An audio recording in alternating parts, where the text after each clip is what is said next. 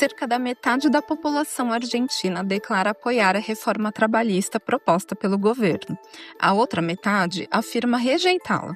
As pesquisas divulgadas ao longo das últimas semanas mostram um país praticamente dividido ao meio, com índices de aprovação e reprovação muito próximos.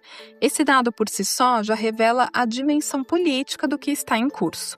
Na semana passada, mais precisamente no dia 20 de fevereiro de 2026, a Câmara dos Deputados da Argentina aprovou o núcleo da reforma trabalhista, que agora segue para a deliberação final no Senado, com expectativa de conclusão até o fim de fevereiro. Ou seja, não estamos falando de uma hipótese distante, mas de uma mudança normativa concreta em fase final de consolidação institucional. Eu sou Ana Carolina e esse é o Entre Linhas, o podcast da Inteligov. Hoje nós vamos entender o que foi aprovado na Argentina, quais são os principais pontos da reforma, por que isso acontece nesse momento e, principalmente, quais os impactos desse movimento pode gerar para o Brasil, não apenas do ponto de vista jurídico, mas também econômico, geopolítico e estratégico. Então, para compreender a reforma argentina, é fundamental situá-la dentro do contexto maior de reorganização econômica que a Argentina atravessa desde o final de 2023. O governo do presidente Javier Milei assumiu com uma agenda explícita de ajuste fiscal, redução de gastos públicos, desregulação de mercados e redefinição do papel do Estado na economia. Então, a reforma trabalhista, ela não surge isoladamente. Ela integra um pacote mais amplo de transformação estrutural. O primeiro movimento relevante ocorreu por meio do Decreto de Necessidade e Urgência, número 70, de 2023. Esse decreto tentou promover uma flexibilização ampla das regras trabalhistas por via executiva. Parte significativa desse conteúdo foi suspensa pelo Poder Judiciário argentino, especialmente nos trechos relacionados a direitos coletivos e à estrutura sindical. Diante desse cenário, o governo reorganizou a estratégia e encaminhou os pontos centrais ao Congresso Nacional Argentino, dentro da chamada Lei Bases e Ponto de Partida para a Liberdade dos Argentinos, cujo texto foi aprovado na Câmara e está em fase final de tramitação. Mas o que muda na prática com essa reforma? Um dos eixos centrais é a ampliação do período de experiência. Antes da reforma, o prazo probatório era de 3 meses. Agora passa a ser de 6 meses, como regra geral, podendo chegar a 8 meses em empresas com até 100 empregados e até 12 meses em microempresas. Isso altera a dinâmica inicial da relação de emprego. Então, para o empregador, amplia-se a margem de avaliação antes da consolidação definitiva do vínculo e, para o trabalhador, aumenta-se o tempo de instabilidade contratual. Outro ponto estrutural envolve o regime de indenização por demissão sem justa causa. Tradicionalmente, a Argentina adotava um modelo equivalente a um salário por ano trabalhado. A reforma cria a possibilidade de substituição desse modelo por fundos de cessação laboral, a serem negociados por convenção coletiva. Em vez de pagar diretamente a indenização no momento da dispensa, a empresa pode contribuir para um fundo ao longo do tempo. Trata-se de uma mudança relevante na lógica de proteção, porque reduz o passivo imediato da empresa e reorganiza o fluxo financeiro da rescisão. Também houve alteração nas multas por informalidade. A legislação anterior previa penalidades agravadas para empregadores que não registrassem corretamente o vínculo trabalhista. A reforma elimina parte dessas multas adicionais. O argumento governamental é que o excesso de penalização estimulava a litigiosidade e desincentivava a formalização. Os críticos sustentam que a redução das penalidades pode enfraquecer o efeito dissuasório contra o trabalho informal. No campo da jornada de trabalho, a reforma amplia a flexibilização na organização do tempo. Passa a ser possível estruturar jornadas que alcancem até 12 horas diárias, desde que respeitado o limite semanal e observadas as regras de compensação. Essa mudança fortalece mecanismos como o banco de horas e amplia o espaço para negociação individual ou coletiva. Setores com alta sazonalidade ou variação de demanda tendem a sentir os efeitos mais rapidamente. Outro eixo sensível é o direito de greve. O conceito de serviços essenciais foi ampliado, exigindo percentuais mínimos de funcionamento em determinadas atividades estratégicas. Então, isso não elimina o direito de paralisação, mas restringe a possibilidade de interrupção total dos serviços considerados fundamentais. Há ainda a possibilidade de pactuação de pagamentos em moeda estrangeira, elemento relevante em um país historicamente afetado por volatilidade cambial e inflação elevada.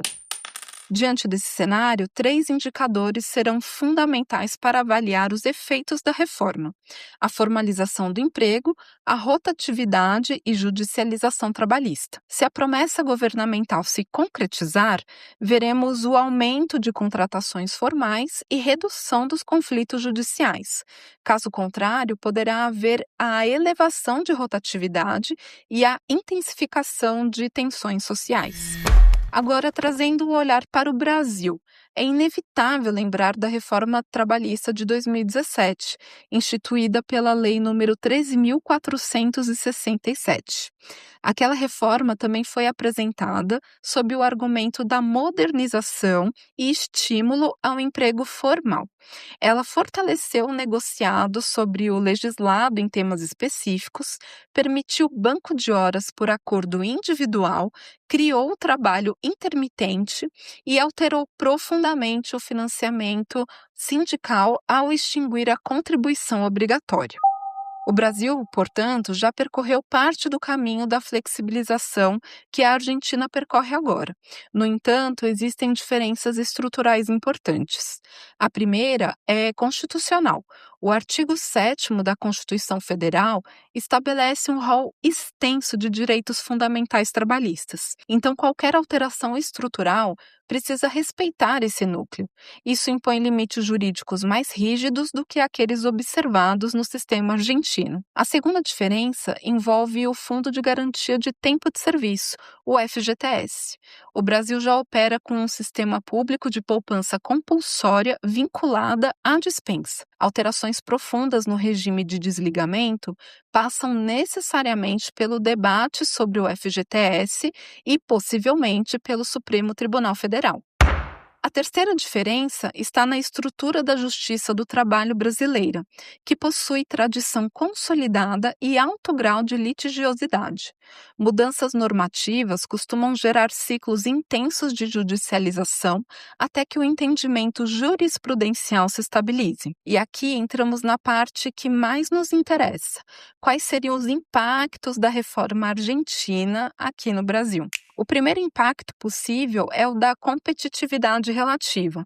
Então, se a Argentina conseguir reduzir custos de contratação e aumentar a previsibilidade regulatória, poderá se tornar mais atrativa para determinados investimentos intensivos em mão de obra. Então, não se trata de competição direta e imediata, mas de percepção de ambiente regulatório. Em um contexto regional, no qual as empresas avaliam onde podem expandir as suas operações, as alterações estruturais elas podem influenciar nas decisões estratégicas. O segundo impacto é narrativo e político. Se a reforma argentina produzir indicadores positivos, poderá ser utilizada como argumento em debates legislativos brasileiros. Se produzir efeitos negativos, ela servirá como um alerta para os setores que defendem maior proteção trabalhista. Em ambos os casos, a experiência argentina tende a influenciar o discurso no Congresso. O terceiro impacto é geopolítico. O Mercosul é um espaço de integração econômica. Então, quando um dos seus principais membros altera significativamente o modelo trabalhista, cria-se um contraste regional. Atualmente, o Brasil discute temas como reorganização da jornada, escala 6 por 1 e propostas de redução de carga semanal por meio de proposta de emenda à Constituição. Caso a Argentina caminhe para maior flexibilização, enquanto o Brasil avance em debates de redução de jornada, esse contraste poderá repercutir nas decisões empresariais e na própria dinâmica de integração regional. O quarto impacto é institucional.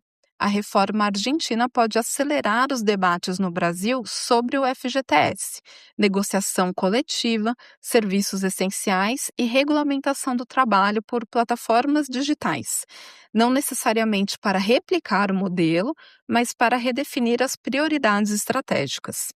Então, por fim, há um impacto de sinalização internacional.